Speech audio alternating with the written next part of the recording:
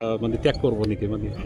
নাই ত্যাগ কৰা নকৰা হেতু কথা নহয় কথাটো এনেকা যে নিখিল বড়ো ছাত্ৰ সন্থাৰ 2 বছৰীয়া কাৰ্যকাল আৰু নিখিল বড়ো ছাত্ৰ সন্থা সংবিধানৰ এটো লিপিবদ্ধ আছে আৰু সেই হিচাপে জিলাই হওক আঞ্চলিকেই হওক বা কেন্দ্ৰীয় কমিটি হওক প্ৰতিটা 2 বছৰত কনফাৰেন্স ইনটু টাৰ্মিনেটিং ইয়াৰ তাত পুৰণা কমিটি ভংগ হয় নতুন কমিটি তাত গঠন কৰা হয় আৰু হেতু এটা আমাৰ নিয়ম আৰু সংবিধানৰ লিপিবদ্ধ এটা আমাৰ মানে এটা ইয়াত স্পষ্ট কথা তাত নিয়মটো লিখা আছে আৰু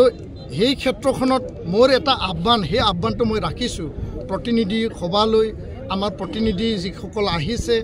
বড়ো ৰাইজলৈ মোৰ আহ্বান এইটো থাকিব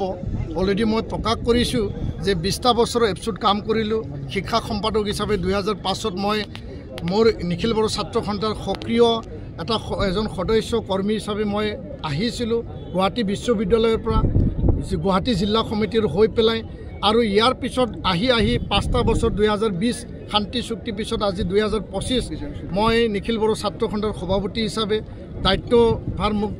দিছিল সেই দায়িত্ব মই সুকলমে যিমান পাৰোঁ মোৰ সম্ভৱ মোৰ কেপাচিটি অনুযায়ী মোৰ অভিজ্ঞতা অনুযায়ী মই জাতিটোৰ কাৰণে সেৱা আগবঢ়াইছোঁ জাতিৰ প্ৰতিটো পলত মই থিয় দিছোঁ আপোচহীনভাৱে জাতিটো ৰক্ষণাবেক্ষণ দিয়াত জাতিৰ সমস্যাক আগুৱাই নি পেলাই সমাধান কৰাৰ ক্ষেত্ৰত মই সদায় আগবাঢ়ি গৈছোঁ আৰু বড়োলেণ্ড মহোৎসৱক প্ৰধানমন্ত্ৰী ডাঙৰীয়াক আমন্ত্ৰণ কৰিব লগা আৰু তেখেতৰ উপস্থিতিত বড়ো জাতিক বিশ্ব দৰবাৰত প্ৰতিষ্ঠা কৰা কাৰ্য আৰু এই অধিৱেশনত 16 তাৰিখে সন্মানীয় দেশৰ গৃহমন্ত্ৰী ডাঙৰীয়া ইয়াত আহিব উপস্থিত হ'ব যিখিনি পাৰোঁ যিখিনি মোৰ কেপাচিটি অনুযায়ী মই আগবঢ়াই নিছোঁ যে জাতিটো মানে প্ৰতিটো পলত আগবাঢ়ি যাওক বিশ্ব দৰবাৰত প্ৰতিষ্ঠা হওক আৰু আহি এই 20টা বছৰ 5টা বছৰ মানে এপছু সভাপতি হিচাপে 20টা বছৰ এপছু এজন সাধাৰণ কৰ্মী হিচাপে মোৰ উপলব্ধিয়ে কয় যে নতুন প্ৰজন্মক দায়িত্ব দিব লাগে নতুন লিডাৰশ্বিপ আহিব লাগে এপছুক নতুন নেতৃত্বই শক্তিশালী ৰূপত আগবঢ়াই নিব লাগে আৰু ইয়াৰ কাৰণে মোক বিদায় দিব লাগে মই সন্মানে বিদায় ল'ব বিচাৰিছোঁ এই আৱেগবহুল এটা পৰিস্থিতি সদায় এই বডি ফৰ্মেশ্যনত টাৰ্মিনেটিং ছেশ্যন বা নতুন বডি গঠন পুৰণা বডি ভংগত আৱেগবহুল এটা পৰিস্থিতি থাকে এপছু এটা পৰিয়াল হয় এটা শৃংখলাৰ মাজত চলে এটা ডিচিপ্লিন আৰু এটা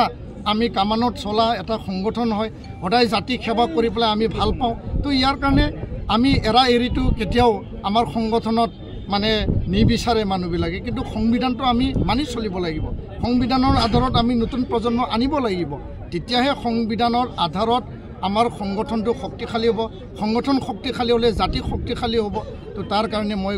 ক'ব বিচাৰিছোঁ আহ্বান জনাইছোঁ যে এপছুৰ পৰা এই 57 অধিৱেশনৰ প্ৰতিনিধি সভা যে ডেলিগেট হাউচ হ'ব তাৰ পৰা মোক বিদায় দিব লাগে মই বিদায় মাগিছোঁ সেই কথাহে মই কৈ আছোঁ